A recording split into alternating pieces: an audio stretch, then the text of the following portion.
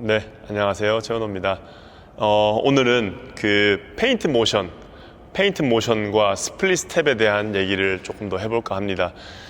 흔히 잡아친다, 속인다, 페인트 모션, 모션 드롭 이렇게 얘기들을 많이 하잖아요.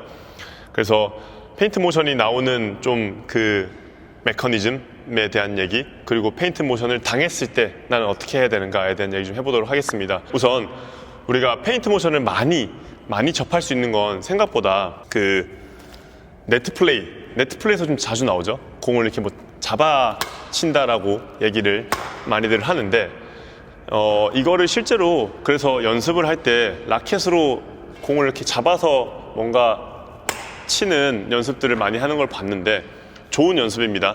좋은 연습인데 이걸 좀 더 개념적으로 이해해야 되는 게 뭐가 있냐면, 우리가 라켓으로 공을 잡아서 치는 것보다 더 중요한 건 실제로 우리가 상대를 묶어놔야 하는 게 핵심이거든요. 그러니까 스플릿 스텝을 제때 하지 못하게 하거나, 아니면 발을 묶어놓고 다시 한번 스플릿 스텝을 하게 하거나, 또는 다리를 지치게 한다거나, 그런 의미로 페인트 모션을 쓰는데, 얘를 상대를 속여서 못 받게 하겠다라고 생각하면 안 됩니다. 얘는 상대를 속여서 못 받게 한다라기보다는 스플릿 스텝을 잘 못하게 한다거나, 방향을 잘 못 잡게 한다거나, 얘가 생각한 방향에 반대 방향으로 힘을 준다거나, 그런 식으로 해서 출발을 늦게 하거나, 출발을 더디게 하거나, 출발을 힘들게 하거나 라는 개념으로 우리는 이 페인트 모션을 바라봐야 합니다. 근데 거기서 따라오는 부수적인 효과가 극대화됐을 때 상대가 못 받거나, 또는 상대가 공을 쳤지만 정확하게 처리하지 못해서 실수를 하는 그런 상황을 유도해 볼 수는 있는 거죠. 그래서 얘로 뭔가를 했을 때 반드시 점수로 이어지는 그런 어떤 특별한 그런 기술은 아닙니다. 그래서 이거에 대한 좀 방법론적인, 그리고 또 개념적인 걸 얘기를 할 겁니다. 우리가 예를 들어서 앞에서 누군가 공을 친다고 했을 때 페인트 모션에 속게 되는 원리가 뭐가 있냐면, 많은 분들이 라켓을 흔들어서 라켓에서 오는 움직임을 보고 상대가 속는다라고 하지만, 실제로는 라켓의 움직임보다는 제 전반적인 쉐입을 보고 판단을 해요. 그러니까 저라는 사람이 얼마나 빨리 여기 도달했는지, 언제 멈췄는지, 이런 걸 보고 감각적으로 판단하는 거지, 얘가 라켓을 얼마나 흔드느냐 이런 건 크게 중요하지 않거든요. 예를 들어서 우리가 아주 기본적인 타이밍에 공을 친다라고 가정을 해요. 기본적인 타이밍으로 언더 같은 거 칠 때 오른발이랑 맞춰서 이렇게 공을 친단 말이에요. 근데 이렇게 되면 정박자에, 내가 예상할 수 있는 정박자에 상대가 공을 친다가 되는 건데, 페인트 모션의 핵심은 내가 먼저 도착하거나 내가 먼저 멈춘다예요. 공이 날아왔지만 내가 먼저 멈추면 상대는 제가 공을 친다라고 인지를 해요. 그러면 제가 칠 때 스플릿을 하잖아요. 근데 저는 아직 안 치고 있는 상태예요.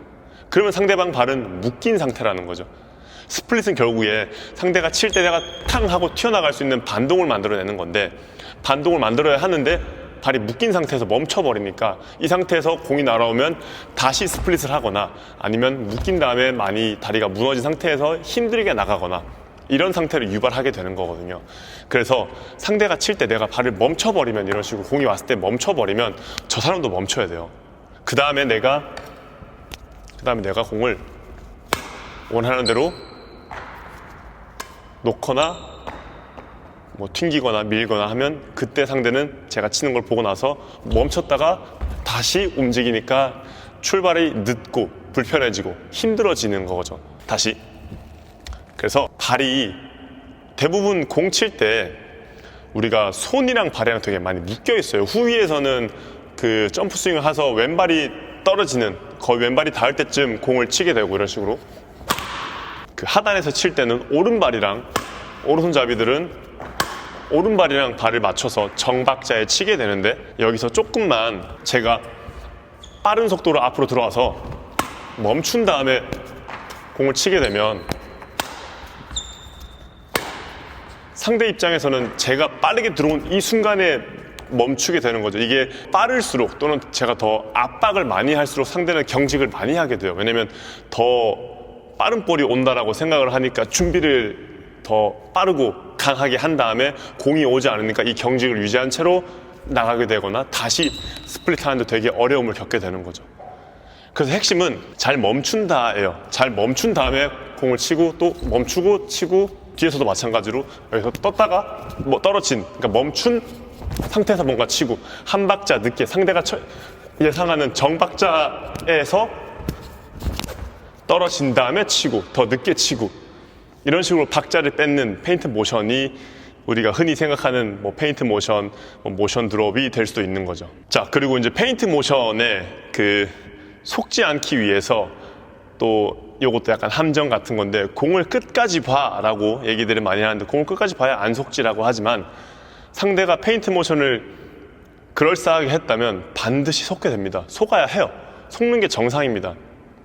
공을 끝까지 본다면 더 잘 속을지도 모르겠고요. 그래서 속는 건 선수들도 속이면 다 똑같이 속습니다. 어쩔 수 없어요. 반응하는 거기 때문에 안 속을 수는 없는 것 같고요. 대신 속은 다음에 잘 대처를 하는 게 이제 선수들은 훨씬 더 뛰어나겠죠. 어려운 자세에서, 힘든 자세에서 공을 되게 잘 쳐낼 수 있으니까. 근데 이제 이거를 좀 그나마 내가 덜 맞이하려면 내가 공을 친 게 구석으로 잘 가거나 빠르게 잘 가서 상대가 멈춰놓고 먼저 잡아칠 수 있는 상태가 아니어야 한다는 거죠. 그러면 또 얘도 살짝 베이직으로 돌아가서 내가 친 공의 퀄리티가 좋다면 상대는 잡아칠 여유가 많이 없다요. 그래서 선수들 경기에서 잡아가지고 흔드는 동작을 그렇게 많이 보기 힘든 이유는 선수들의 공들은 대부분 빨리 구석으로 잘 가니까 그걸 잡아칠 여유가 많이 없고 상급자가 하급자와 경기할 때 주로 많이 잡아치는 행동을 많이 보일 수 있죠. 그래서 이 페인트 모션, 잡아치는 건 누군가 했다면 속아야 하고 속은 다음에 대처를 잘 해야 됩니다. 네, 그래서 이렇게 좀 짧게 페인트 모션에 대한 걸 한번 오늘은 얘기해봤습니다. 제 영상이 조금이라도 도움이 되셨다면 좋아요 꼭 눌러주시고 다음 영상이 조금이라도 기대가 되시면 잊지 말고 구독 꼭 눌러주시고요. 감사합니다.